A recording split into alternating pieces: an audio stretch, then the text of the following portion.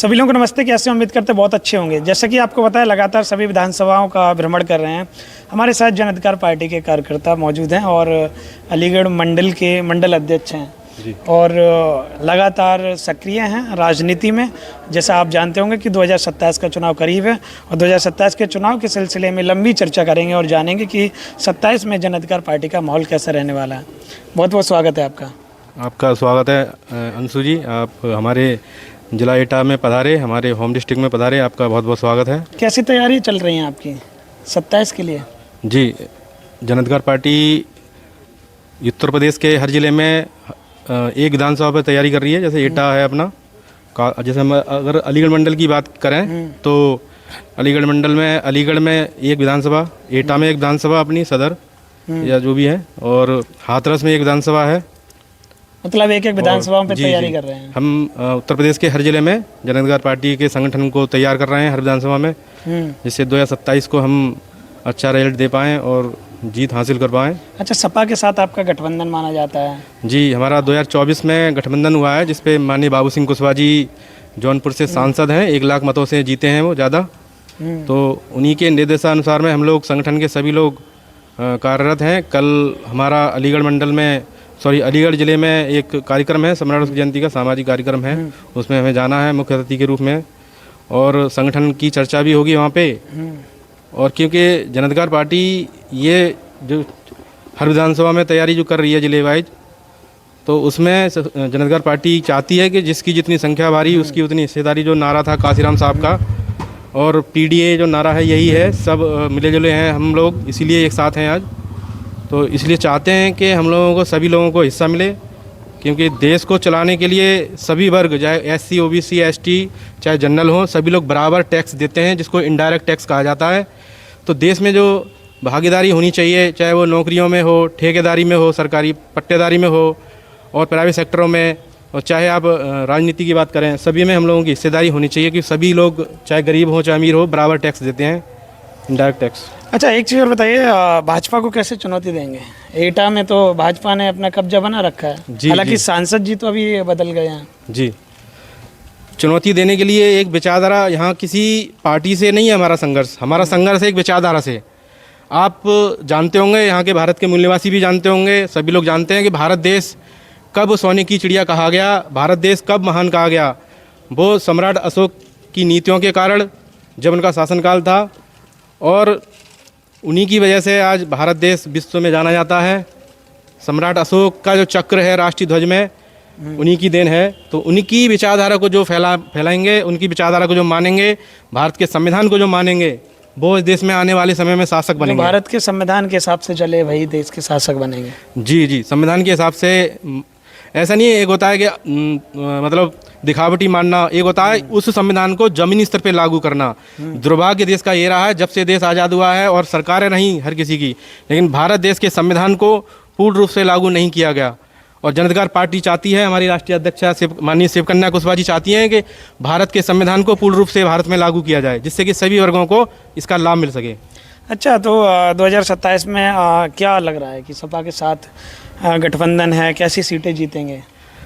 हम सीटें जीतने के लिए अपना संगठन का निर्माण बूथ स्तर पे, सेक्टर स्तर पे कर रहे हैं मजबूती से, और विचारधारा को भी फैला रहे हैं और लोगों से अपील करते हैं। हम जानते हैं ये बात कि हम न्यूज़ चैनलों के मालिक नहीं हैं, हम अखबारों के मालिक नहीं हैं, हमारे जो बहुजन समाज है, लेकिन उनके पास एक बड़ी ताकत है, बहुसंख्यक है समाज ये भारत के अंदर। तो माउथ टू माउथ अपनी विचारधारा को, महापुरुषों की विचारधारा को फैला के हम शासक बन सकते हैं, कोई दो राय नहीं है इसमें। शासक बन सकते हैं जी, डोर टू डोर जाकर। और उत्तर प्रदेश में इंडिया गठबंधन की लहर और सरकार आने वाली है। अगर हम लोग अच्छे से मेहनत कर लें तो सभी लोग चाहते हैं। महंगाई से परेशान हैं लोग, आप देख ही रहे हैं, सिलेंडर कितना अभी 100 रुपये बढ़े हैं, हैंड टू हैंड 850 का था, 950 का हो गया है ना। शॉर्टेज भी चल रही है सिलेंडरों की। SIR चल रहा है, आप देख ही रहे होंगे देश के अंदर, जिसके अंदर वोट काटे जा रहे हैं जो जीवित हैं उनके भी। तो ऐसी चीज़ें ना करें। आप सभी जनता से अपील है कि जागरूक रहें, अपना वोट ना कटने दें किसी भी कीमत पर। और जो आपके एरिया के जो हैं आपके एरिया के BLO, उनसे संपर्क करें और अपना डॉक्यूमेंट जमा करें जो मांग रहे हैं वो। जब तक आपकी लिस्ट में नाम ना आ जाए तब तक आप सोए ना। अगर जरा से भी लापरवाही की तो आपका वोट कटना।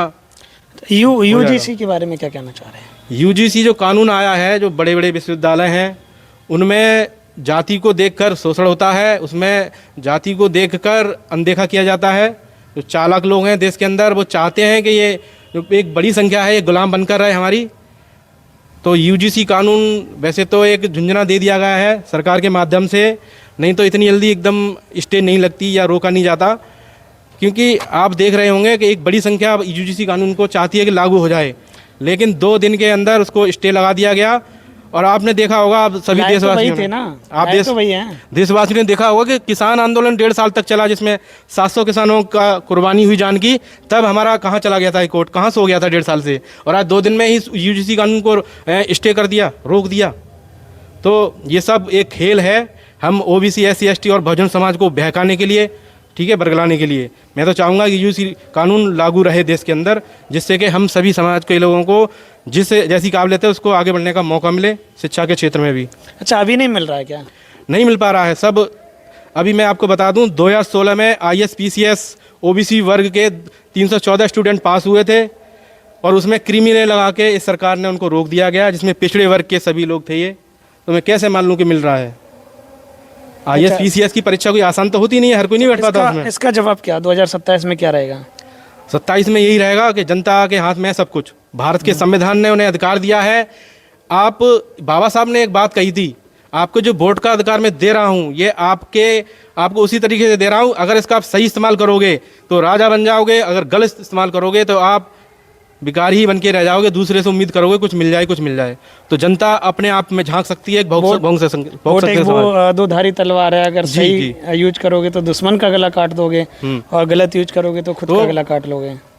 गलत यूज करोगे तो अपना गला काटोगे। तो आपको, हमारी जनता को, देश की जनता को इस पे थोड़ा बड़ा गहराई से विचार करने का विषय है कि हम सही इस्तेमाल कर रहे हैं अपने मत का। अच्छा, एक चीज़ और है, 2027 का चुनाव करीब है जी, क्या लग रहा है समाजवादी पार्टी इंडिया गठबंधन, जन अधिकार पार्टी इंडिया गठबंधन कितनी विधानसभा सीटें जीतेगा? देखिए, अभी मैं देखो क्लियर बात कहूँगा, मैं अपने संगठन की बात मजबूती से रखूँगा।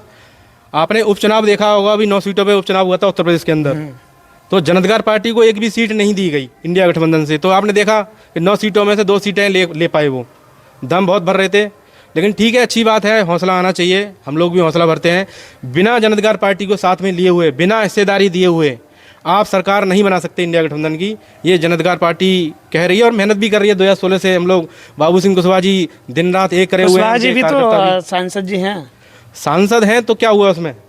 अभी शुरुआत है ये जन अधिकार पार्टी की, तो हम इसमें क्या संतुष्ट हो जाएंगे क्या? ऐसे ही किसी समय ये पुराने संगठन जो रहे हैं, बसपा सपा, किसी समय 2 सीटें और 3 सीटें जीते थे दूसरे के चुनाव चिन्ह पे।